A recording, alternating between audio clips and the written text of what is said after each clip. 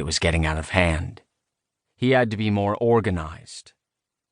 And so the one in River Remis was his first planned attack. He spent hours digging the precise dimensions of the grave. He was meticulous, exacting, a little compulsive, and a very hard worker. He never shirked any assignment. He was the go-to guy if you really wanted something done, which made him very successful. When he was finished burying her, he was careful to camouflage what he had done with leaves and detritus, and he even put some animal droppings on top of the site. The night was inky black, and if it hadn't been for the river, he probably would have been hopelessly lost. But he stepped lightly and covered his tracks, literally, and eventually found his way back to civilization. He left the area the next day by car, dropping off the rental in Dallas and eventually going home, if you could call where he lived home. Home was always the same, an extended-stay motel, but it varied from city to city depending on his whims. And he had a lot of whims. Whims were fun. They were the spice of life. Chapter 1. They'd come full circle, starting out as a team, becoming a couple, then two individuals, and now they were a team again. It required some adjustment, but Ben remained focused even with the occasional wisps of sadness. There was still a chill in the air, so Ro had dressed in layers, a long pink sweater over black leggings and black Uggs on her feet. She blew on her hands. It was always freezing in Vix's room. "The cold keeps my senses sharp and my brain firing," he explained. Papers were spread out all over the floor. He was at his desk while Ro was sitting on his bed, going through one of the many lists of names they had culled from the reams of data she had given him 2 weeks ago. Years upon years of hotel guests, thousands of entries, but they had narrowed it down to a couple hundred names. From that point, their work involved checking and rechecking, and making sure they didn't miss anything.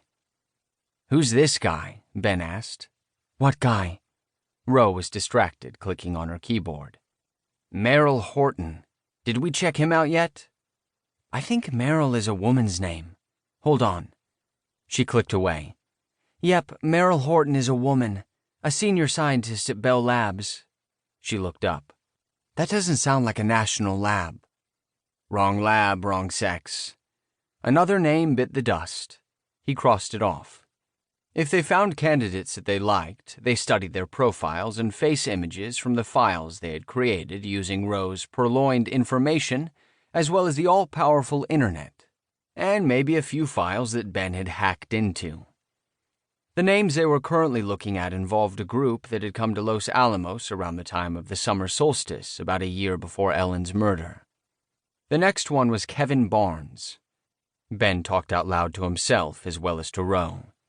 It would help if these guys had more unusual names. There are a zillion Kevin Barneses. "Who's the first one that comes up?" "A singer. Then a cornerback for the Lions and the Redskins. None of them seem to be scientists, but there are a couple of engineers."